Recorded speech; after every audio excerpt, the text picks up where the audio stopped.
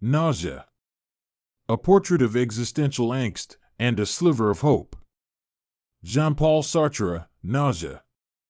Have you ever struggled to find meaning in the banality of everyday life? If so, you're not alone. Nausea plunges you into the anxious mind of Antoine Roquentin, a 30-year-old historian drifting through the fictional town of Beauville. Failing to make sense of his work and surroundings, Roquentin begins experiencing literal bouts of nausea at life's utter absurdity. While Nausea was written in the 1930s, it describes feelings of alienation, listlessness, and depression still familiar to many of us today. Building on these emotions, French philosopher Jean-Paul Sartre uses his story to outline the core ideas of existentialism, a school of thought that emphasizes freedom, choice, and creating one's own meaning. In this summary, we follow Roquentin as he searches for purpose and use his journey to understand the roots of existentialism. Antoine's diary. Before the story begins, Nausea greets us with a fictional editor's note. Before we continue, be sure to subscribe to our channel Speed Reads for more content from us. Antoine's diary. We learn that we're about to read the unaltered diary of a Parisian historian called Antoine Roquentin.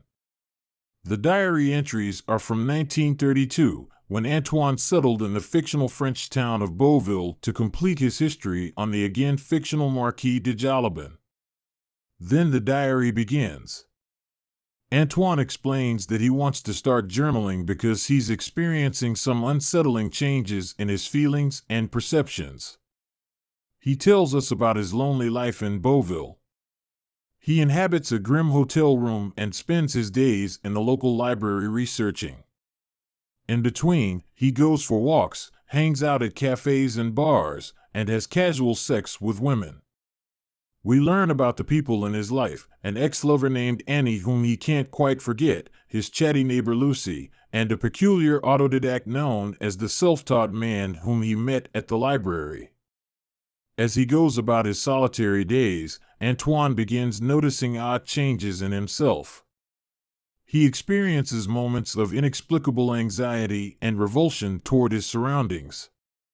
He becomes intensely bored with his research subject and has trouble looking in the mirror. He also feels a strange sense of dread emanating from the physical objects around him.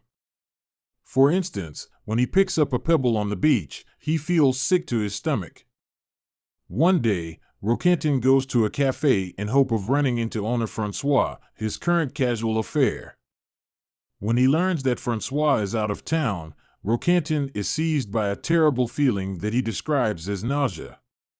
He leaves the cafe to distract himself with a game of cards and a movie, but even through the fleeting joy of those experiences, the nausea sticks with him. In the opening chapters, Sartre introduces the major existentialist themes that run through the novel. Protagonist Antoine begins to grapple with the meaninglessness of existence, feeling repulsed by the objects and people around him. Sartre's spare observational prose establishes a bleak mood that reflects Antoine's growing alienation from the world.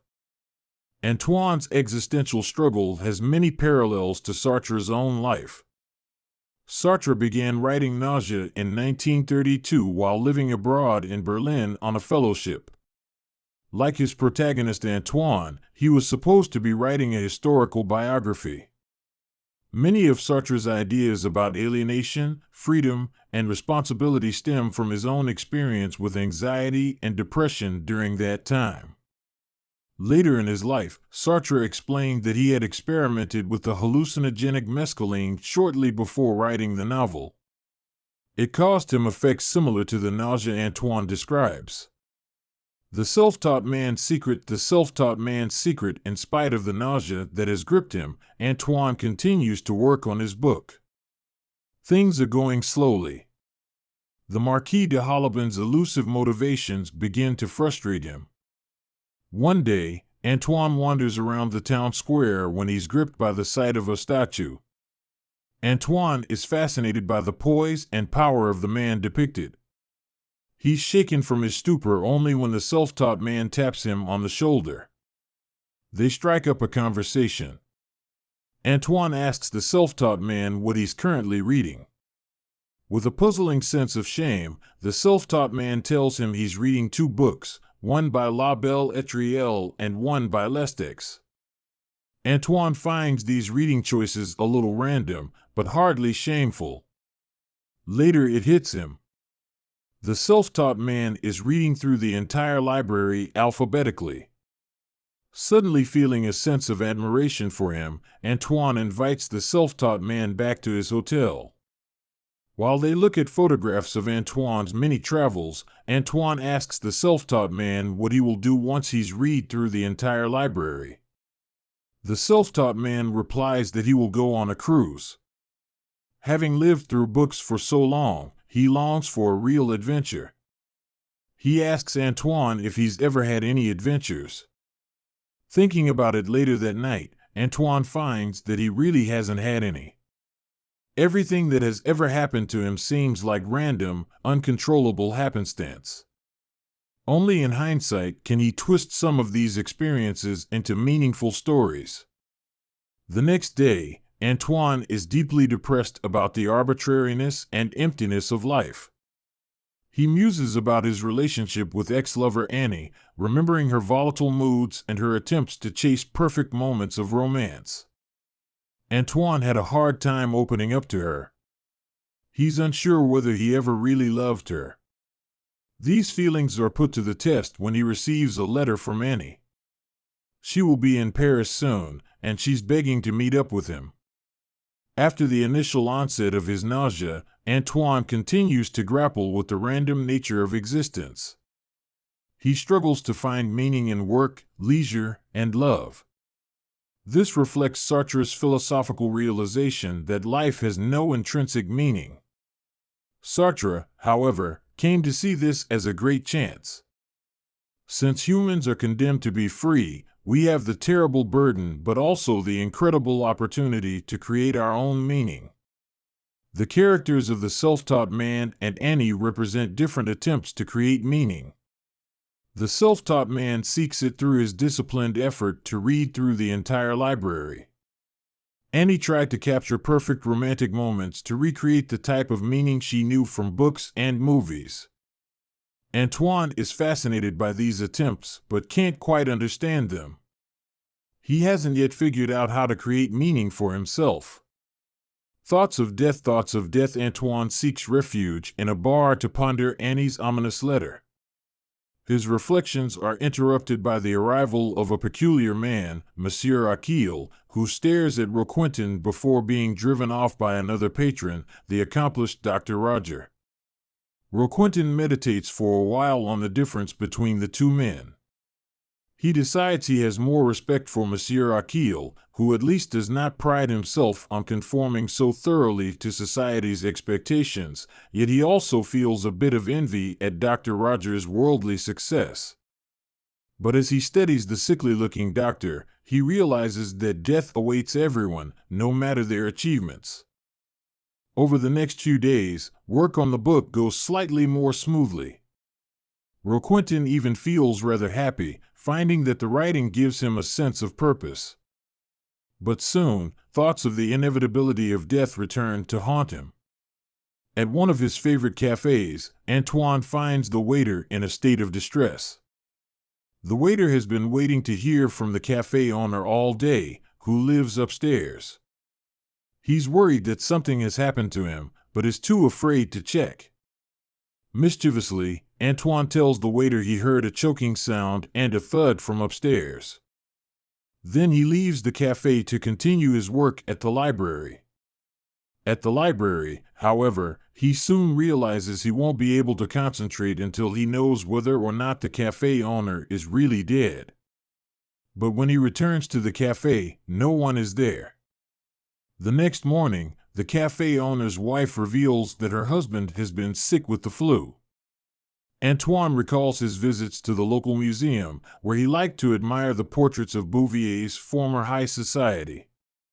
When he goes now, though, he can't help but feel judged by the powerful, handsome men in the paintings. Compared to them, he feels he has no reason to be alive. Plagued by these morbid thoughts, Antoine decides to stop working on his book. He thinks his words don't have any meaning anymore. Sitting at his desk, he stabs his hand with a knife, watching the blood trickle onto the pages of his diary. His diary entry for the day reads simply, "Nothing existed." As Annie's visit nears, Antoine's existential crisis deepens. He begins to develop a morbid obsession with death, struggling to accept its arbitrariness and inevitability. Comparing the oddball and the doctor at the bar, Antoine envies the ease of a bourgeois career path but, much like Sartre himself, is more drawn to a life of nonconformity. But he rightfully wonders how much these choices matter in the face of mortality. At the museum, Antoine measures his own paltry life against past glories now expired, finding no reason for his existence. His morbid thoughts disturb him so much that he even dabbles in self-harm, perhaps in an attempt to feel what it all means. Sartre thought that we often live in denial of life's meaninglessness. Antoine experiences a familiar human anguish when he realizes life's impermanence. A profound realization, a profound realization. While Antoine has been busy thinking about death, his meeting with Annie has drawn closer. Their date in Paris is just 4 days away, and Antoine is getting restless. At a lunch date with the self-taught man, he tries to share his observations about the meaninglessness of life.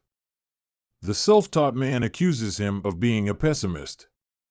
He shares his experience as a prisoner of war, explaining that the camaraderie among the prisoners helped him develop a deep appreciation for his fellow humans. Antoine finds the self-taught man's humanism naive and barbaric. He contends that the self-taught man doesn't truly love others, just the idea of people in general. Their philosophical clash intensifies until Antoine is overtaken by nausea and leaves the restaurant abruptly. The other patrons stare as he departs. As he wanders around Bouvier, Antoine's mind fixates on the meaninglessness of words.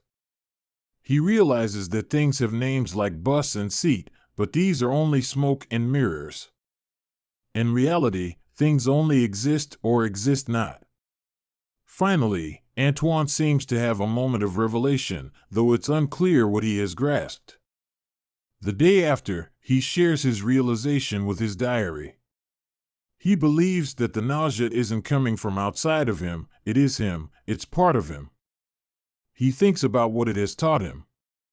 Everything comes into existence without a reason, continues existing because it doesn't know any better, and stops existing at random.